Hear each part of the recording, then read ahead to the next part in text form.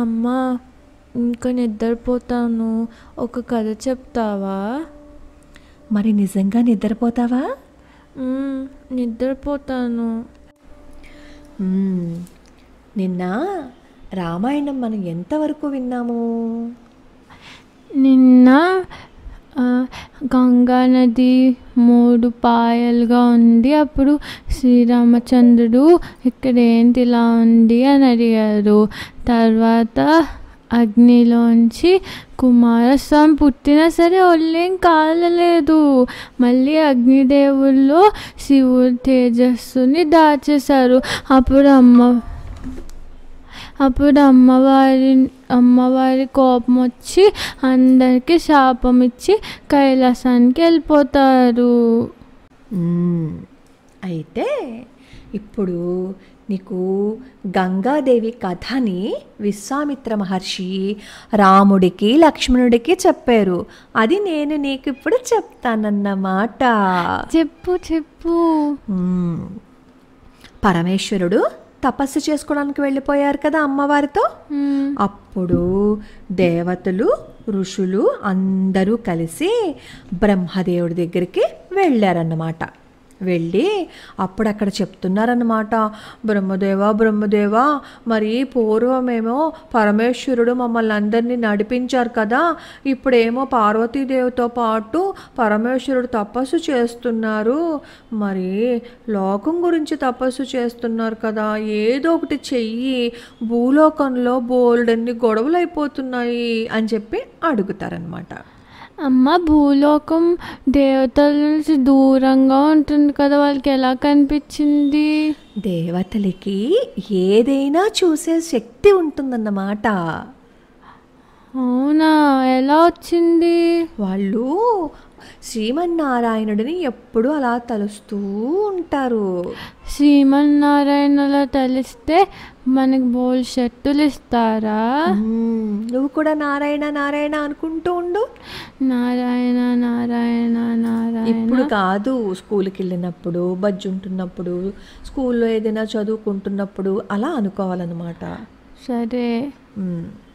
అప్పుడు బ్రహ్మగారు చెప్తున్నారనమాట, పార్వతీదేవి మీకు శాపం పెట్టింది కదా, అందుకని మీ ఎవ్వరికీ పిల్లలు పుట్టరు కదా, అమ్మ చెప్పింది అంటే ఆ మాట నిజమవుతుంది. కాబట్టి ఆకాశంలో గంగానది ప్రవహిస్తోంది అని చెప్పాను కదా నిన్న. ఆ గంగాదేవి యందు అగ్నిదేవుడు ఒక పుత్రుణ్ణి పొందుతాడు అని చెప్పారు. ఆయనే శత్రు సంహారం చేస్తారు అని చెప్పి బ్రహ్మదేవుడు చెప్పారనమాట. హిమవంతుడి పెద్ద కూతురు ఎవరు? గంగాదేవి. హిమవంతుడి పెద్ద కూతురు గంగాదేవి ఈ తేజస్సుని తనలో పెట్టుకుంటుంది. కాబట్టి నువ్వు తేజస్సుని గంగా నదిలో ఇచ్చేసెయ్యి అని చెప్పి అగ్నిదేవుడికి చెప్తాడు. అలా అగ్నిదేవుడికి చెప్తే వాళ్ళందరూ ఏం చేస్తారు అంటే బ్రహ్మగారికి నమస్కారం చేసి అప్పుడు కైలాస పర్వతం దగ్గరికి వెళ్ళి అగ్నిదేవుడిని పుత్రోత్పత్తికై నియమిస్తారనమాట. నియమించి అప్పుడు అడుగుతారు, అగ్నిదేవా, శివ తేజస్సు నీ దగ్గర ఉంది కదా, నువ్వేం చేస్తావు అంటే ఆ తేజస్సుని గంగా నదిలోకి పెట్టేసయ్యి అని చెప్తారు. అప్పుడు అగ్నిదేవుడేమో దేవతలతో సరే అని చెప్పి గంగా నది దగ్గరికి వెళ్ళి ఓ దేవి అని చెప్పి పిలుస్తారనమాట. పిలిస్తే అప్పుడు గంగాదేవి వస్తుంది. నువ్వు దేవతలకి మంచి చేయాలి కదా, అందుకోసం నీ బుజ్జి పొట్టలో శివుడు తేజస్సుని భద్రంగా దాచు అని చెప్తారు. చెప్తే గంగాదేవి అప్పుడు ఎంతో అందంగా మారిపోతుంది. మారిపోయి శివుడి తేజస్సు ఉంది కదా, అది బొజ్జలో దాచుకుంటుంది. బొజ్జలో దాచుకుంటే అమ్మో శివుడు తేజస్సు అంటే మామూలుదా? అప్పుడు ఆ తేజస్సుని బొజ్జలో పెట్టుకుంది కదా, ఆ వేడిని తట్టుకోలేకపోతోంది గంగాదేవి. తట్టుకోలేకపోయి అమ్మో బాబోయ్ నేను దాచుకోలేకపోతున్నాను, నా వల్ల కావట్లేదు, చాలా కష్టంగా ఉంది, నేను భరించలేకపోతున్నాను అని చెప్పి అగ్నిదేవుడితో చెప్తుందనమాట. చెప్తే అప్పుడు అగ్నిదేవుడు అంటాడు, సరే ఓ పని చెయ్యి, నువ్వు ఈ తేజస్సునేమో అక్కడ తెల్లగా పర్వతం ఉంది కదా, దానినే శ్వేత పర్వతము అంటారు. శ్వేత పర్వతం అంటే ఏంటి చెప్పు? శ్వేత శ్వేతనాగు అంటే తెల్లగా పాము ఉంటుంది కదా, మ్మ్. అలాగే శ్వేత పర్వతం అంటే తెల్లగా ఉన్న పర్వతం. మంచు అంటే ఆ శ్వేత పర్వతాలు అంటే ఇందాక అడిగావు కదా, హిమాలయ పర్వతాల మానస సరోవరం అని చెప్తాం కదా మనం, అలాంటి మానస సరోవరం బ్రహ్మదేవుడు సృష్టించారు కదా. అప్పుడు చెప్తారనమాట, నువ్వు అక్కడ తెల్లగా ఉంది కదా పర్వతం, అక్కడ నీ బొజ్జులో ఉన్నదాన్ని తీసి అక్కడ పెట్టే అంటారు. అప్పుడు గంగాదేవి ఏం చేస్తుందంటే ఆ బొజ్జులో ఉన్న శివుడి తేజస్సుని ఆ పర్వతం దగ్గర పెట్టేస్తుంది అనమాట. ఇప్పుడు ఆ తేజస్సు ఎక్కడైతే పెట్టారో అదంతా బంగారంలా అయిపోతుంది, అక్కడ గడ్డి కూడా బంగారంలా అయిపోతుంది అన్నమాట. అయ్య బాబాయ్, చూస్తే ఎలా ఉంటుందంటే ఏంటి ఇంతలా మెరిసిపోతుంది అనుకుంటారు. అలా తేజస్సు ఇప్పటికీ అక్కడ బంగారం ఉందా? ఉంటుంది, మనం ఎవరు అక్కడికి వెళ్ళలేము. ఎందుకు? ఎందుకంటే పుణ్యం చేసుకున్న వాళ్ళు మాత్రమే అక్కడికి వెళ్ళగలుగుతారు. నేను కూడా బోల్డంత పుణ్యం చేసుకుని అక్కడికి వెళ్తాను. అబద్ధం ఆడకూడదు, అప్పుడు ఆడను. అబద్ధాలు ఆడకపోతే అప్పుడు వెళ్ళచ్చు. ఎవరిని తిట్టకూడదు, అబద్ధాలు ఆడకూడదు, ఎవరిని కొట్టకూడదు, మోసం చేయకూడదు, అలాగన్నమాట. సరే. అక్కడ చుట్టుపక్కలన్నీ కూడా బంగారంలా కనిపిస్తున్నాయన్నమాట.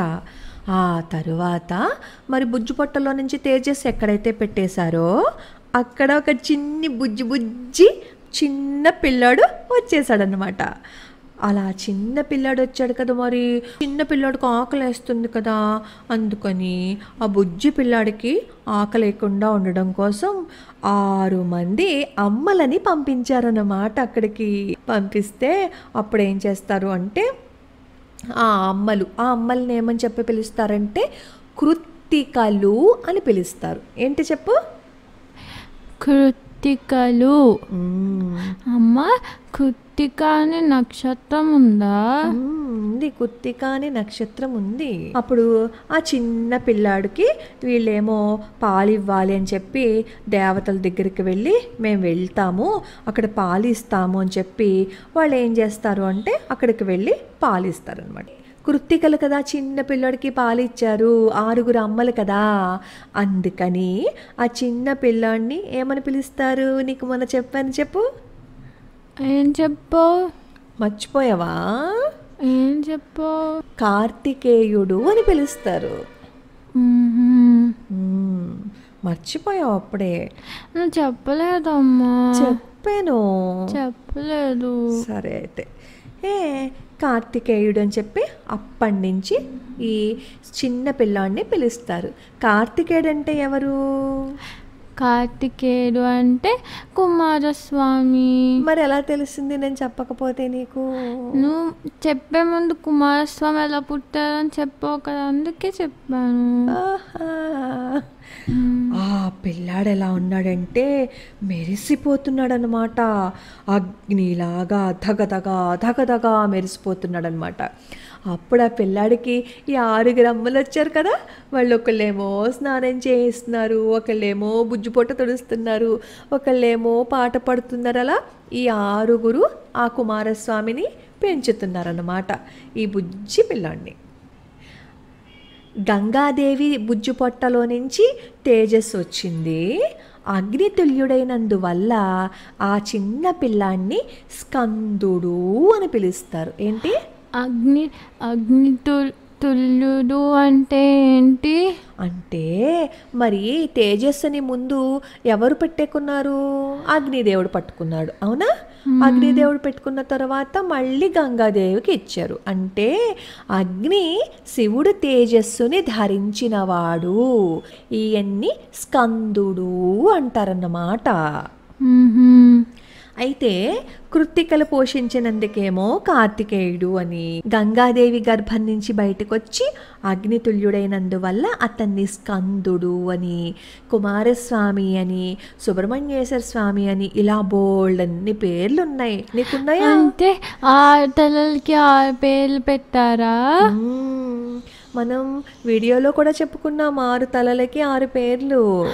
అవును. మనం చిన్నప్పుడు ఒక గుడికి వెళ్ళాము. అక్కడ పెద్ద కుమారస్వామి 6 తలలు ఉంటాయి, అదేనా? అప్పుడు ఆ చిన్ని పిల్లాడు 6 ముఖాలతో ఈ 6 అమ్మల దగ్గర బొజ్జ నిండా పాలు తాగేస్తున్నారన్నమాట. అలా బొజ్జ నిండా పాలు తాగేసి గొప్పవాడైపోయి అప్పుడేం చేశాడో తెలుసా? రాక్షసులందరినీ జయించేశాడు. అప్పుడు ఈ పిల్లాడి దగ్గరికి దేవతలందరూ వచ్చారు. పిల్లాడు పిల్లాడు అంటున్నాను, పిల్లాడంటే ఎవరు? పిల్లాడు అంటే సుబ్రహ్మణ్యేశ్వర స్వామి. దేవతలు అగ్నిదేవుడి నాయకత్వంతో అమ్మ బొజ్జ నిండా పాలు తాగితే గొప్పవాడు అయిపోతారా?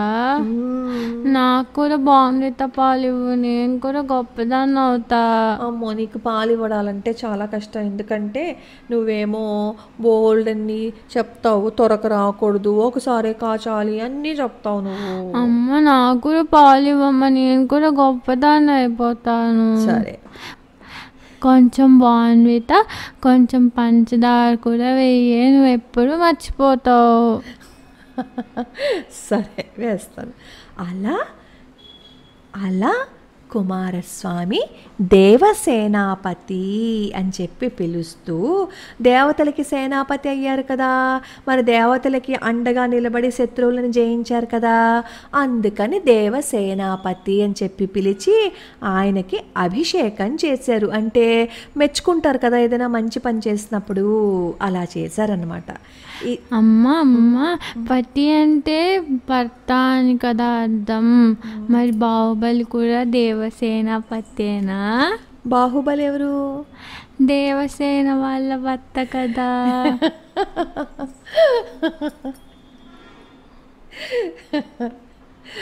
బాహుబలి దేవసేనాపతి అంటే అది వేరు, ఇది వేరు.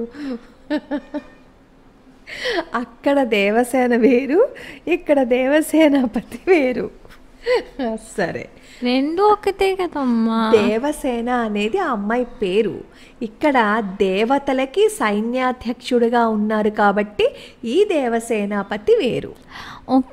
ఒక్క పదానికి అన్ని అర్థాలు ఉంటే ఎలా అర్థం చేసుకోవాలి? అవును, మరి నిన్ను లలిత అని పిలుస్తారు, శ్రీలలిత అని పిలుస్తారు, పిచ్చిమొద్దు అని పిలుస్తారు. అప్పుడు పిచ్చిమొద్దు అని నువ్వే పిలుస్తావు. ఈ వృత్తాంతాన్ని అంతా విశ్వామిత్ర మహర్షి ఎవరికి చెప్తున్నారు?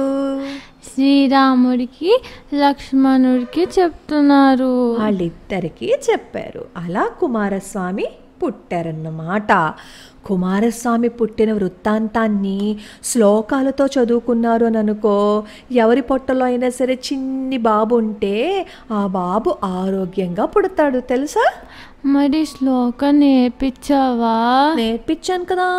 ఎక్కడుంది? రోజుకో శ్లోకంలో ఉన్నాయి. మరి అందరికీ చెప్పు, వాళ్ళు కూడా చదువుకుంటారు. ఇప్పుడు చెప్పాను కదా, చూసుకుంటారు. సరే, అయిపోయిందా కదా? నువ్వు నిన్న కూడా బొట్టు పెట్టుకోలేదు సరిగ్గా, ఈ రోజు కూడా పెట్టుకోలేదు. తిట్టకు. చూడు, ఇక్కడ బొట్టు కనిపిస్తుందా లేదా? దగ్గరికి ఇలా పెట్టు. భూతద్దం పెట్టుకుంటే గానీ కనిపించట్లేదు. కనిపిస్తుంది, నా మొహం చిన్నది కాబట్టి నీకు కనిపించట్లేదు. సరే, బజ్జునేటప్పుడు ఏమైనా బజ్జోవాలి? శ్రీరామ శ్రీరామ నారాయణ అని బజ్జోవాలి. గుర్తుందా? సరే, అలా బజ్జో. మళ్ళీ రేపు పొద్దున్న స్కూల్కి వెళ్ళిపోవాలి కదా. నువ్వు నీ స్నేహితులకి కూడా ఈ కథ చెప్పు స్కూల్లో. సరే, చెప్తాను.